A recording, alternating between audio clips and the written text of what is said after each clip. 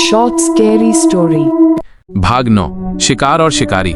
गोदाम की ठंडी हवा में आदित्य का दिल जोर जोर से धड़क रहा था। उसने तुरंत लैपटॉप उठाया और बाहर की ओर बढ़ा, लेकिन तभी ठहरो आदित्य, उसकी रीढ़ में सिहरन दौड़ गई। वो पलटा। दरवाजे के पास काले कपड़ों में दो लोग खड़े थे। उनकी आंखों में अजीब सी चमक थी, जैसे वे पहले से ही जानते थे कि आदित्य यहाँ आएगा। हमें लैपटॉप दे दो और तुम्हें कुछ नहीं होगा, उनमें से एक ने कहा।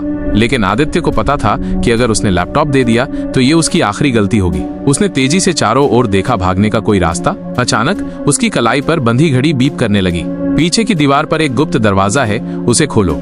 आवाज उसी वी की थी जिसने उसे गोदाम तक पहुंचने का निर्देश दिया था। आदित्य बिना वक्त गंवाए पीछे की ओर भागा।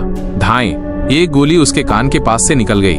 उसने जल्दी से दीवार पर हाथ फेरा और एक छोटा सा बटन दबा दिया। दरवाजा तुरंत खुला और वो अंदर कूद गया। दरवाजा अपने आप बंद हो गया। नई जगह, नया खतरा।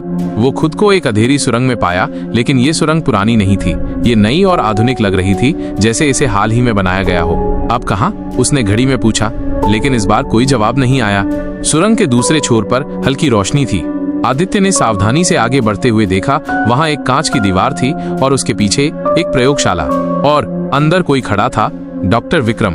लेकिन ये कैसे हो सकता था? वो तो मर चुके थे। आदित्य की सांसें थम गईं। उसके सामने कांच की दीवार के पीछे खड़े व्यक्ति को देखकर उसका दिमाग सुन्न पड़ गया। डॉक्टर विक्रम। लेकिन ये कैसे हो सकता था? वो तो मर चुके थे, या कम से कम ऐसा ही सबको बताया गया था। आदित्य ने घबराकर दीवार को छुआ, ये देखने के लिए कि ये कोई होलोग्राम तो नहीं। लेकिन नहीं, वो असली थे। ये असंभव है, आदित्य बुदबुदाया। डॉक्टर विक्रम ने धीरे से सिर उठाया। उनकी आंखों में गहरी थकान झलक रही थी। उन्होंने धीमे स्वर में कहा, तुम्हें यहाँ नहीं होना चाहिए था आदित्य। आप जिंदा हैं? आदित्य की आवाज कांप रही थी। डॉक्टर विक्रम ने एक गहरी सांस ली। हाँ, लेकिन जिस रूप में तुम सोच रहे हो उस रूप में नहीं। तभी कांच के दरवाजे खुद ब खुद खुल गए। आदित्य सावधानी से अंदर गया।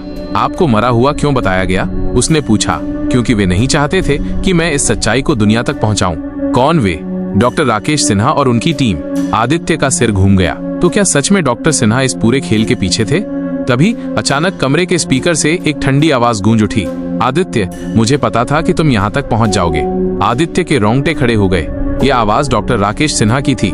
लेकिन अब तुम आगे नहीं बढ़ पाओगे, आवाज ने कहा। कमरे की लाल बत्तियां जल उठीं और चारों ओर से धातु के भारी दरवाजे बंद होने लगे। अब आगे क्या? आदित्य ने डॉक्टर विक्रम की ओर देखा। अब क्या?